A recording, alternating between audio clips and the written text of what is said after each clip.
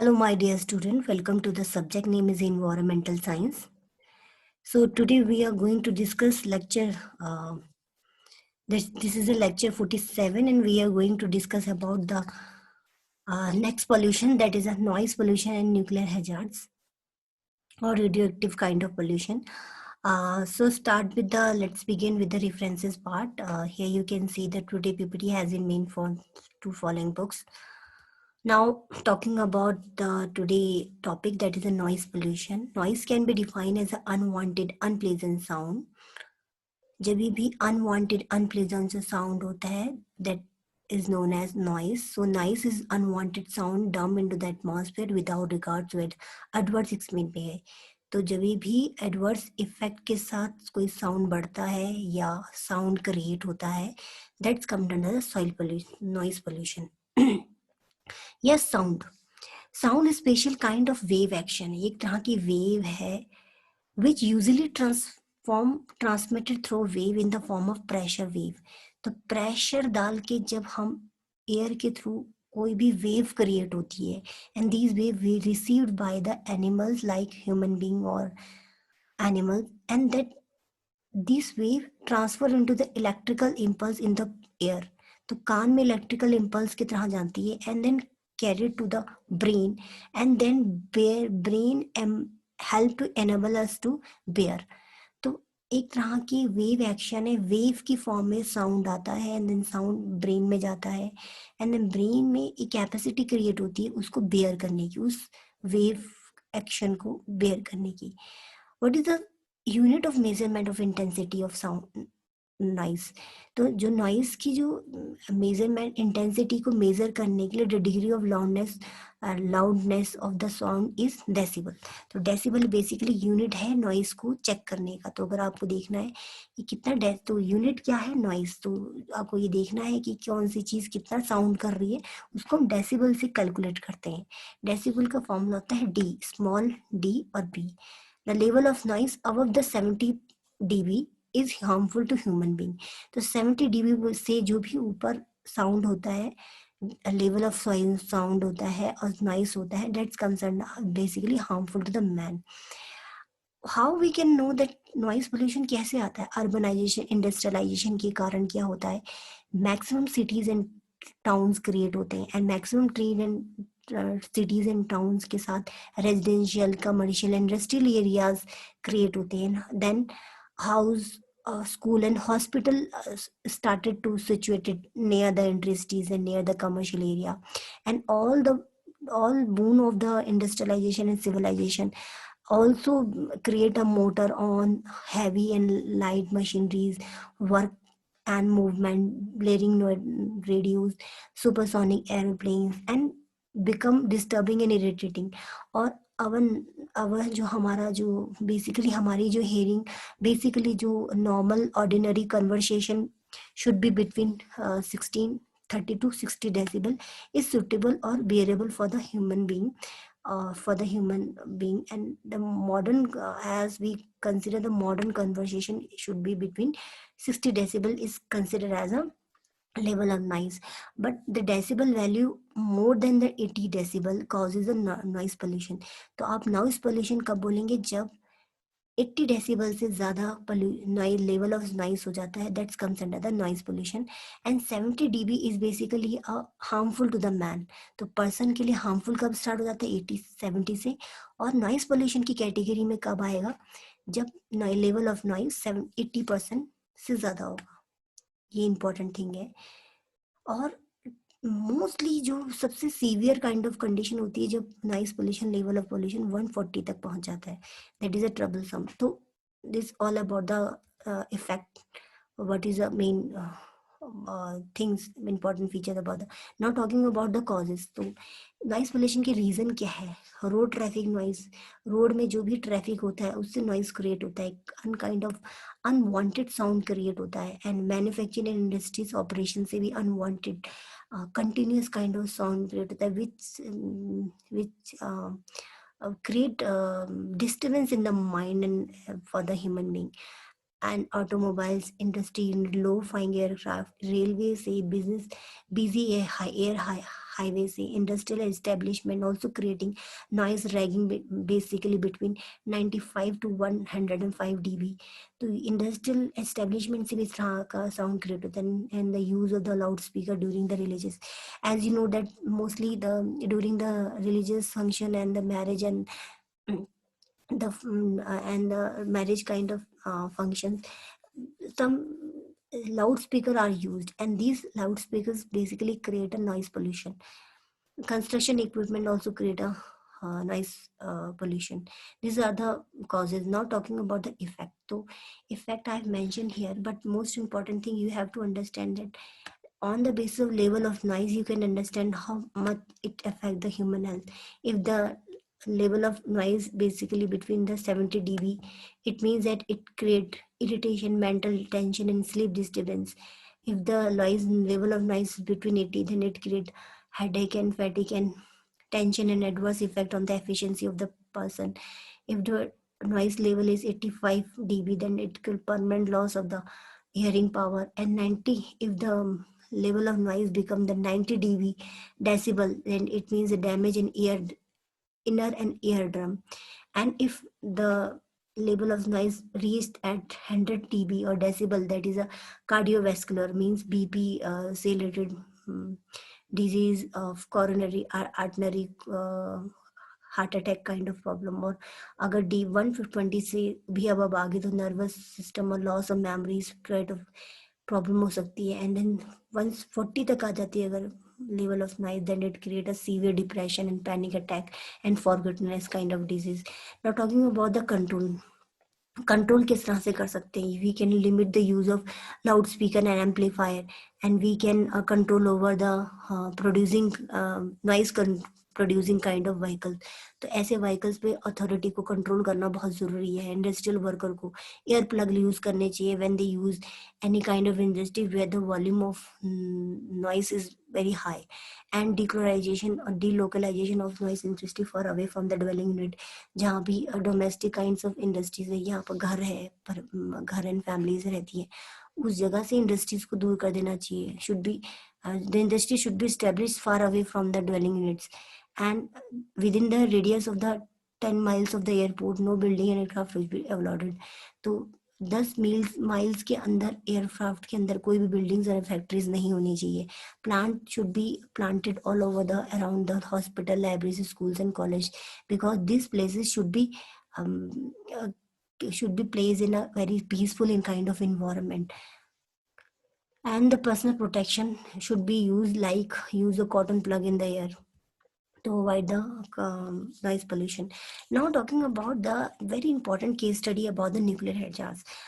We are talking about the nuclear hazards. तो इसको बोलते हैं, तो ये दो स्टोरी है जो मैं आपको बताने जा रही हूँ, हिरोशिमा नागासाकी, जिसको आपने सुना होगा. ये फर्स्ट टाइम एक एटॉमिक बम एक्सप्लॉइटेशन हुआ था और 1945 में ये एक वॉर में ये यूज़ किया गया था. न्यूक्लियर बम जिसे कहा जाता है जापान में, और यहाँ पर हिरोशिमा नागासाकी दो प्लेस थे जहाँ पर न्यूक्लियर बम का यूज़ किया गया. और इस न्यूक्लियर बम की वजह से मैक्सिमम लोग जो हिरोशिमा नागासाकी के थे, they suffered a lot and more than 1 lakh people were supported to die just after the event took place. And the radiation that emit from this kind of explosion, that radiation is very harmful, and even this radiation and radioactive element is basically passed from one generation to another generation, and the generation to follow up also suffer from various kind of disease. Even the babies in the one mother womb were affected and few perished. Blindness, deafness, skin kind of disease, other part become fortune of the human civilization. तो वहाँ पर लोगों को deafness, skin disease and cancer काफ़ी समय तक चलती रही. इवन जो न्यूली बॉर्न बेबीज थी, even they also suffered from this kind of radioactive radiation which emit from the nuclear bomb. तो ये जो इस वजह से एक न्यूक्लियर हैजार्ड्स माना जाता है कि जो उसके बाद से न्यूक्लियर बम का इस्तेमाल नहीं हुआ. एक nuclear bomb basically nuclear power plant में प्रोड्यूस होता है, और न्यूक्लियर बम यहाँ पर एक चेर्नोबिल काइंड ऑफ एक एक्सीडेंट हुआ था जो यूक्रेन में. एक चेर्नोबिल न्यूक्लियर पावर प्लांट है यूक्रेन में, जहाँ पर ये एक पावर प्लांट में एक एक्सीडेंट हुआ, and this accident was basically in 1986 was result of a flawed or reactor design that was operated with an inadequately trained person. तो in inadequate trained person के कारण वो एक्सीडेंट हुआ, and the resulting steam explosion and the fire release at the 5% of the radioactive reactor core into the environment with the deposition of the radioactive material in many part of Europe. और यहाँ पर जितनी maximum जो radioactive elements थे वो spread हो गए through in the air, और रेडिएशन रिलीज हुई and affecting the ground water and surface water and releasing. तो यहाँ पर यूरोप में बहुत बड़ा ये इंसिडेंट हुआ, जो कि one of the best example है कि जो न्यूक्लियर पावर प्लांट से जो भी एक्सप्लोजन होता है उससे रेडियोएक्टिव एलिमेंट निकलते हैं, रेडिएशन निकलती है। तो ये बेसिकली न्यूक्लियर हैजार्ड्स में आती है। न्यूक्लियर हैजार्ड्स क्या होते हैं? Nuclear hazard basically can be beneficial and harmful depending on the way which is it. अगर हम न्यूक्लियर एनर्जी की बात करें, as you know that we routinely use x-ray to examine the bone for the fracture. अगर हमें fracture या कोई भी एक्सीडेंटल बोन से रिलेटेड डिजीज या कुछ भी होती है तो हम एक्सरे का यूज करते हैं। Treatment of cancer basically done by the radiation and diagnosis disease with the help of radioactive isotope. तो किसी भी डिजीज का डायग्नोज करने के लिए रेडियोएक्टिव आइसोटोप्स की यूज होता है। तो approximately we can say that electric energy generated in the world, और जो मोस्टली जो इलेक्ट्रिसिटी होती है हमारी ऑल ओवर वर्ल्ड में 70% इलेक्ट्रिसिटी जो भी जनरेट होती है वो न्यूक्लियर पावर प्लांट से होती है। तो बेसिकली हम न्यूक्लियर एनर्जी पे बहुत ज़्यादा डिपेंडेंट है। जो रेज होती है, रेडिएशन होती है, हम उसका यूज़ करते हैं। न्यूक्लियर में जो रेडिएशन होती है, एक्सरे होती है, इसको यूज़ करते हैं हम कैंसर में, अलग अलग तरह के डिजीज़ को रिकवर करने के लिए। और उस न्यूक्लियर से जो रेडियोएक्टिव आइसोटॉप्स निकलते हैं उसका हम डिजीज़ को डायग्नोज करने के लिए यूज़ करते हैं। तो we can say that nuclear जो एनर्जी है वो हमारी कई तरह से यूज़ होती है। न्यूक्लियर एनर्जी से हमारी कई पॉजिटिव वे में हमारे लिए हेल्पफुल करती है। It's basically helpful to create a electricity in the world, and basically it's 17% electricity generated with the nuclear से। but however it is impossible to forget the destruction that nuclear bomb और nuclear energy से या nuclear power plant से कई तरह के destruction भी हुए, लाइक हिरोशिमा नागासाकी में न्यूक्लियर बम का इस्तेमाल किया गया। न्यूक्लियर एनर्जी को गुड मैनर में, पॉजिटिव वे में ना यूज करके उसको इन्वायरमेंटल डैमेज के लिए यूज किया गया। तो जब भी हम न्यूक्लियर प्लांट का यूज या न्यूक्लियर एनर्जी का यूज या न्यूक्लियर फ्यूजन का यूज, न्यूक्लियर बम का यूज बनाकर या न्यूक्लियर एटॉमिक बम का यूज करके किसी का नुकसान करते हैं, लाइक हिरोशिमा नागासाकी में हुआ, तो ये एक नेगेटिव इफेक्ट हो गया न्यूक्लियर का। पर न्यूक्लियर एनर्जी को हम बहुत पॉजिटिव वे में यूज कर सकते हैं, लाइक फॉर जनरेटिंग इलेक्ट्रिसिटी। और न्यूक्लियर से निकलने वाली जो रेज होती है उसको रेडिएशन बोलते हैं। That radiation is basically x-ray kind of radiation होती है, जो कि हम यूजफुल होती है हमारे किसी भी काइंड ऑफ डिजीज के लिए। तो in December 1983 president Donald D Eisenhower in his Atoms for Peace speech made the following prediction: nuclear reactor will produce electricity so cheaply that it would not necessary to meter it. Then the user will pay a fee and use much electricity as they want. Atom will provide a safe, clean and dependable source of electricity. उन्होंने बताया कि nuclear किस तरह से beneficial है human being के लिए। And the radiation from the atomic blast, तो न्यूक्लियर एनर्जी को बनाते हुए जो भी एटॉमिक ब्लास्ट होता है या एटॉमिक एक्सप्लोजन होता है, न्यूक्लियर एक्सप्लोजन होता है, उससे रेडिएशन निकलती है। And the radiation carry high energy and remove electron from the atom and attach to the atom producing positive and negative ions पे गए। And this basically ionizing radiation। तो जो भी रेडिएशन क्रिएट होती है, दैट आयनाइजिंग रेडिएशन बेसिकली अगर आप इसको रेडिएशन को यूज करते हैं ना गुड मैनर, तो रेडिएशन बेसिकली जैसे एक्स रेज वगैरह इसको यूज होती है, मगर रेडिएशन बेसिकली हार्मफुल हो जाती है, इंजस्ट हो जाती है किसी प्रोटोप्लाज्म के लिए, ह्यूमन बीइंग के लिए। And this radiation reach to the human body and create a cancer kind of disease. तो एक्सप्लोजन करते हुए बहुत ही सावधानी से, बहुत ही इन्वायरमेंट को ध्यान में रखकर करना चाहिए। Then should be safety measure should be kept in mind while using nuclear energy producing activity. What are the source of radioactive pollution? तो radioactive pollution बेसिकली जो भी radioactive pollution हुआ उसके कितने sources हैं? मतलब जो न्यूक्लियर एनर्जी है उससे जो रेडिएटिविटी क्रिएट होती है, रेडियो एक्टिविटी जो पोल्यूशन क्रिएट होता है, उसके कितने सोर्सेज हैं? बेसिकली दो सोर्सेज हैं, natural sources of radiation and the man made radiation. तो रेडिएशन जो होती है, जो रेडिएशंस होती हैं, जो रेज होती हैं, जो हार्मफुल रेज होती हैं, ये दो तरह से क्रिएट होती है। एज यू नो दैट हमारा जो अर्थ है उसका फॉर्मेशन के लिए, हमारे अर्थ की या प्लैनेट के फॉर्मेशन के लिए न्यूक्लियर एक्टिविटी रिक्वायर्ड थी। एंड न्यूक्लियर एक्टिविटी इन्वॉल्विंग सब atomic particle, neutron, proton, electron, जब ये बहुत ज़्यादा मात्रा में क्रिएट हो जाते हैं, then the reaction produce and large amount of unstable nuclear isotope also create हो गई, एंड जिससे क्या होता है, रेडिएशन क्रिएट होती है। तो अर्थ को बनाने के लिए भी कई तरह की रेडिएशन की जरूरत थी। बट जो अर्थ है surface regularly irritating x-ray, cosmic and ultraviolet rays from the outer surf space.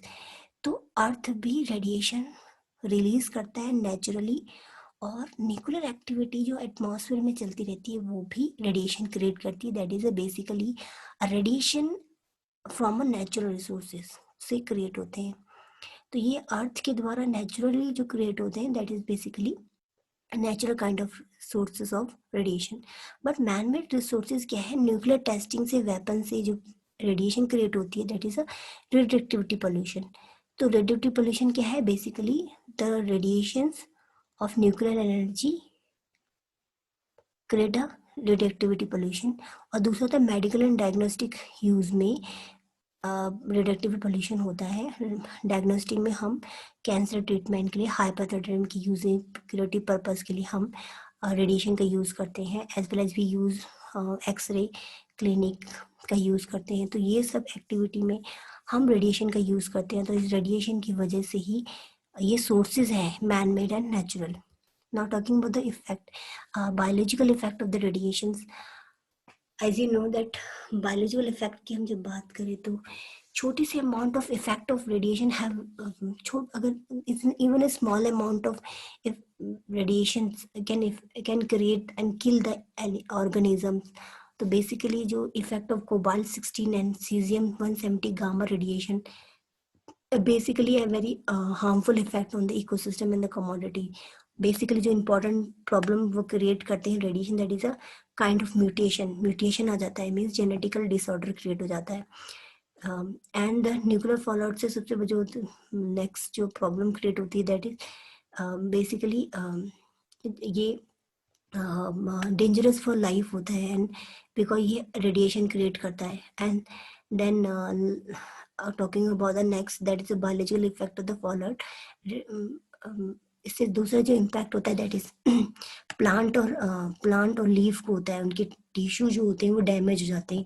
Even जो एनिमल्स होते हैं जो ऐसे प्लांट को यूज़ करते हैं उनको भी हार्मफुल हो जाता है। इवन जब भी ऐसे रेडियोएक्टिव जो न्यूक्लियर किसी बॉडी में या बॉडी ऑफ लिविंग ऑर्गेनिज्म में एंटर करते, it also create a problem. And specially radioactive strontium 90 जो poses a health hazard in the human being and other higher vertebrate. तो इट कंपोज जो radioactivity strontium 90 होता है वो कंटिन्यूस डिपॉजिट हो जाता है बोन्स में and cause a cancer and leukemia kind of disease. And radioactivity caesium 93 also known to cause to cesium 137 also responsible for the cancer in bones। और genetical changes आ जाते हैं डिफरेंट डिफरेंट ऑर्गेनिज्म में due to this radioactivity kind of pollution.